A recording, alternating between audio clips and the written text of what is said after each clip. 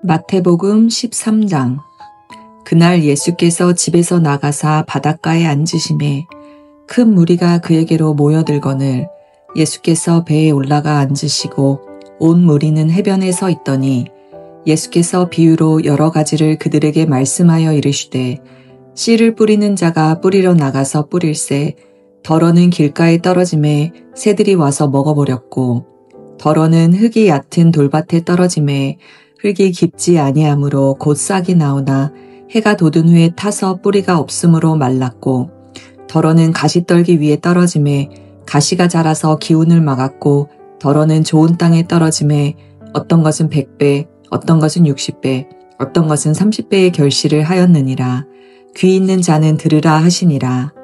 제자들이 예수께 나아와 이르되 어찌하여 그들에게 비유로 말씀하시나이까.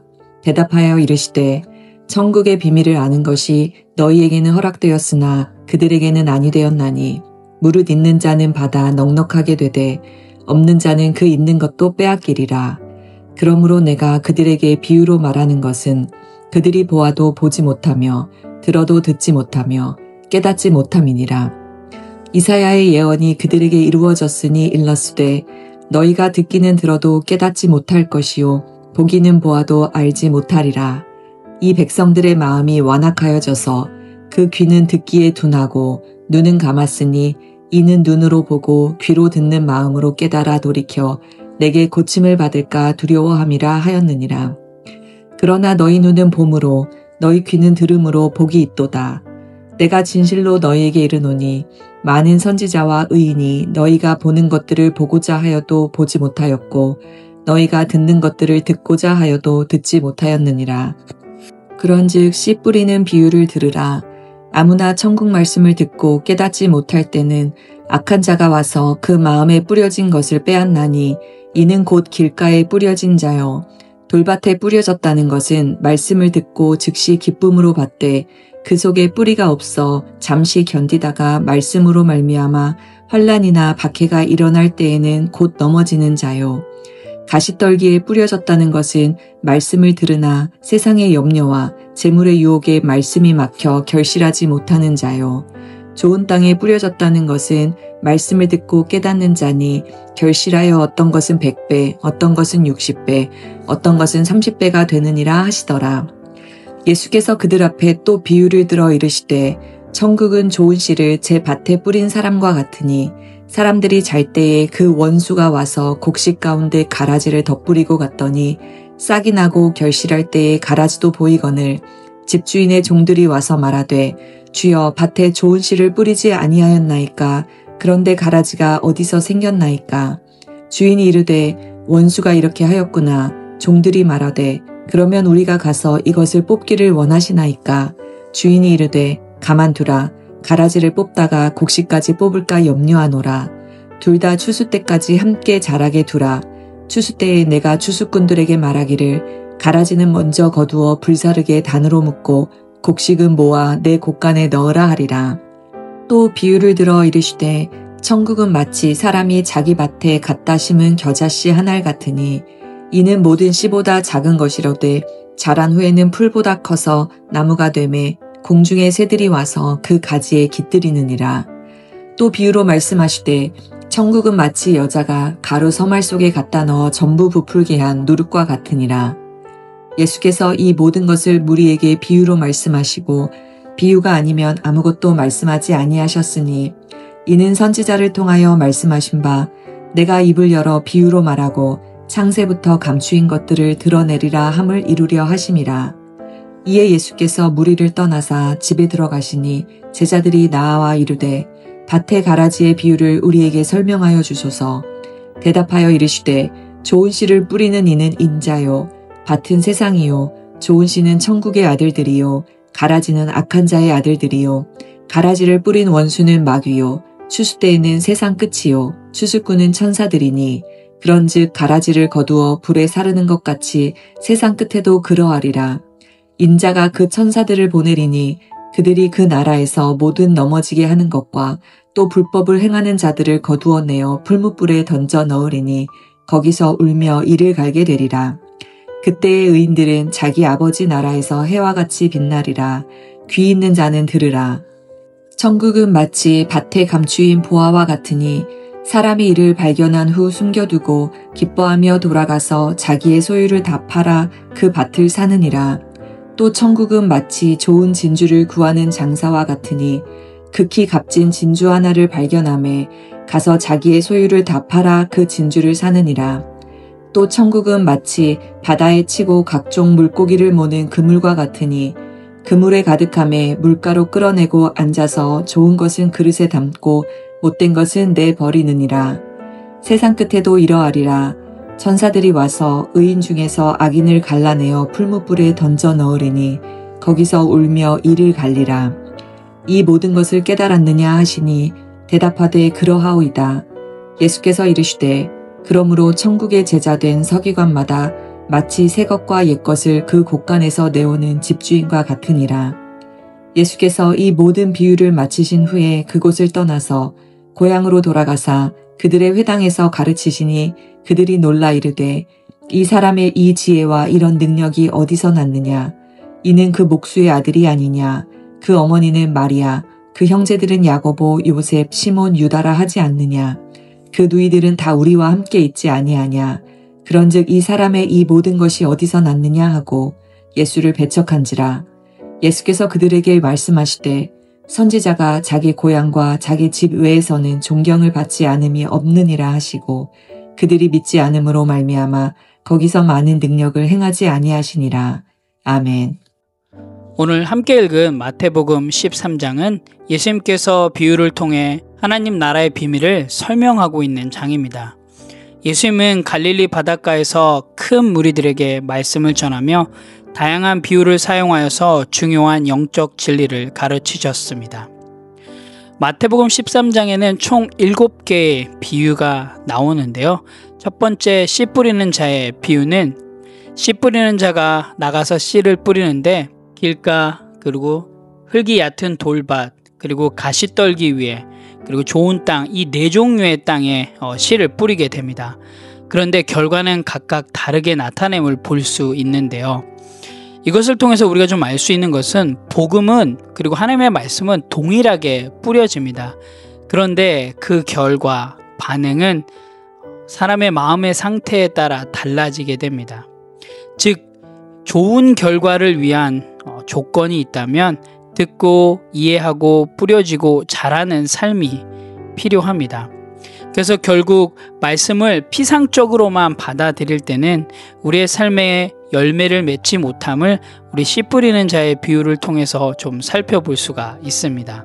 두 번째 비유는 가라지의 비유입니다. 좋은 씨를 뿌린 밭에 원수가 와서 가라지 씨를 뿌리고 또 둘이 함께 자라게 됩니다. 수확 때에 먼저 가라지를 분리하고 또 좋은 곡식은 창고에 담는다는 내용을 기록하고 있는데요. 가라지 비유를 통해서 우리가 알 수 있는 것은 예수님은 세상에서 악한 자들이 어떻게 하나님의 나라를 방해하고 있는지 설명하고 있습니다. 하지만 결국 수확 때가 되면 가라지는 모조리 뽑아 불에 던져질 것이고 또 좋은 곡식은 곳간에 들여지게 될 것입니다. 결국 이것은 심판의 날이 있을 것이라는 경고의 메시지를 담고 있습니다. 세 번째 비유는 겨자씨의 비유인데요.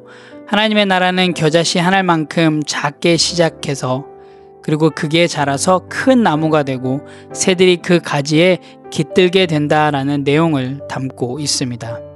결국 이것을 통해서 우리가 좀 볼 수 있는 것은 하나님의 나라는 어떻게 보면 작고 보잘것없이 시작할지 모르겠지만 결국에는 성장하고 확장되고 있음을 볼 수가 있습니다.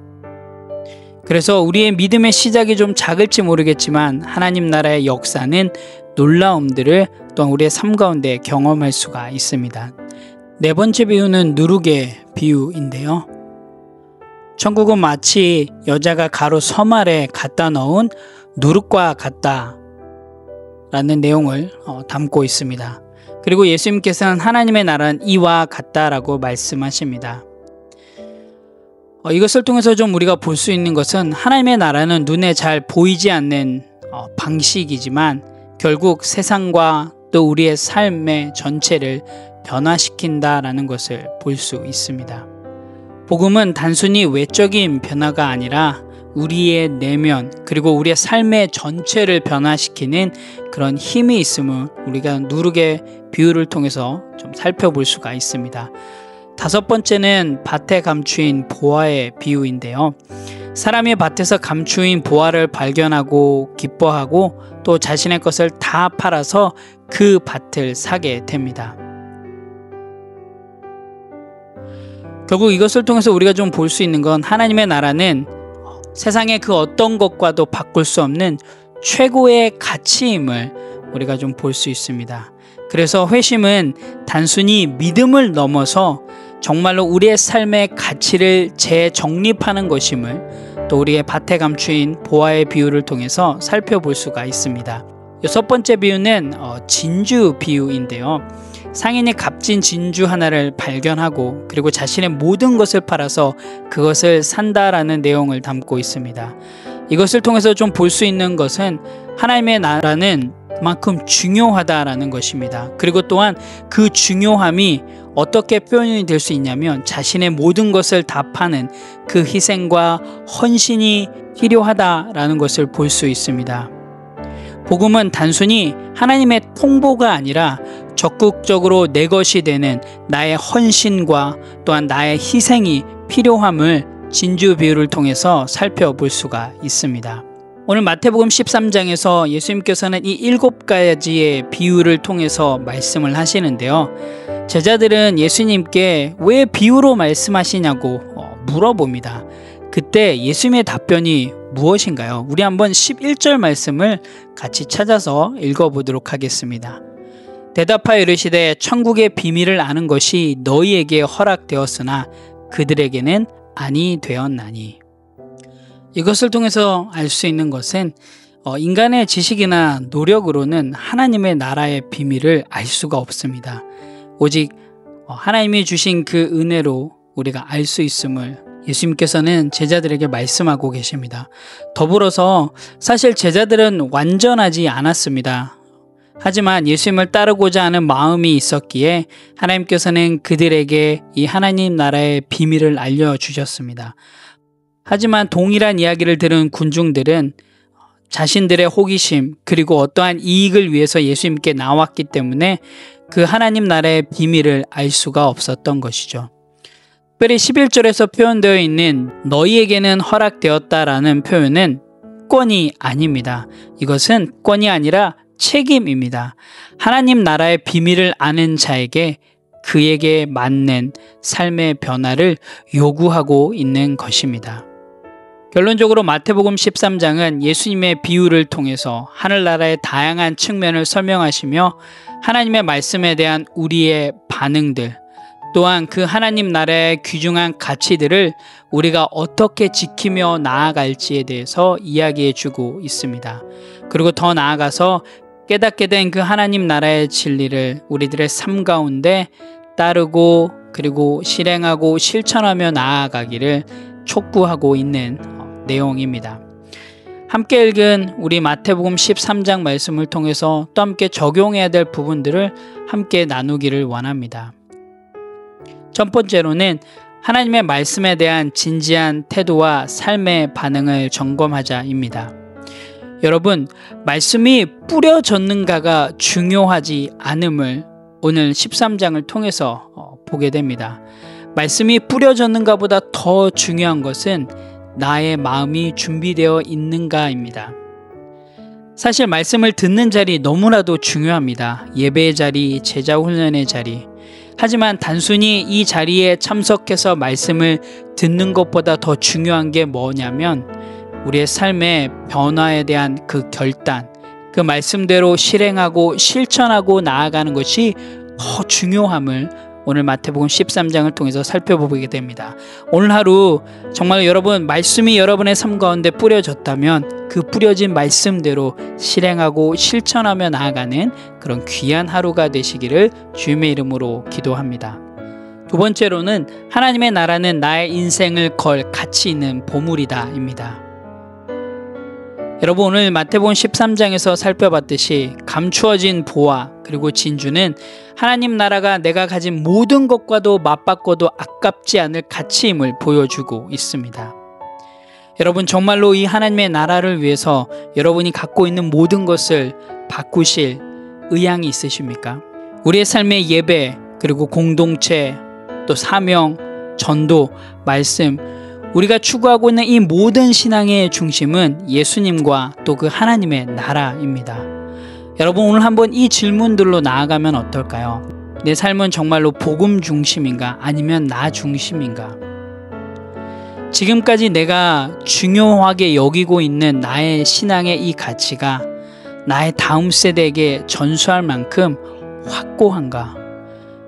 여러분, 예수 그리스도는 세상의 그 무엇과도 바꿀 수 없는 최고의 가치입니다. 오늘도 그 가치를 여러분 기억하시면서 복음을 전하며 나아가는, 그 가치를 전하며 나아가는 건강한 성도의 삶이 되시기를 간절히 기도합니다. 함께 기도하겠습니다. 하나님, 참 감사합니다. 하나님 그 말씀이 들리게 도와주시고 또한 그 들려진 하나님의 말씀이 우리의 삶 가운데 적용되어지고 또한 그렇게 살아내겠다고 결단하는 하루 될 수 있도록 하나님 인도하여 주시옵소서. 하나님, 정말로 작고 평범해 보이는 순종일지 모르겠지만 이것이 정말 하나님의 나라를 위한 정말 가장 가치 있는 일임을 기억하게 도와주시고 날마다 그 하나님의 나라의 그 최고의 가치들을 전하며 나아갈 수 있는 건강한 성도가 될 수 있도록 하나님 인도하여 주시옵소서. 오늘 하루도 말씀대로 살아낼 수 있는 그 하나님의 귀한 은혜를 경험하게 인도하여 주시옵소서. 감사드립니다. 예수님의 이름으로 기도합니다. 아멘.